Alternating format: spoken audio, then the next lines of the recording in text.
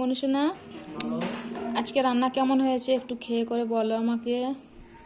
আচ্ছা, দেখছি তুমি তো রান্না তো ভালোই করেছো। তবু একবার রিভিউ বলে দিই। মাছের ঝালটা খেয়ে নাও একটু। মাছের ঝাল, এই যে মাছের ঝাল, এটা এটা খেয়ে দেখি। ঝোলটাও মাখিয়েছি।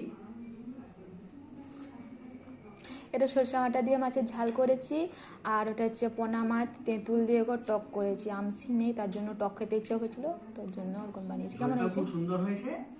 আর এই মাছের ঝালটা ঝাল ঝাল হয়েছে, দারুণ হয়েছে।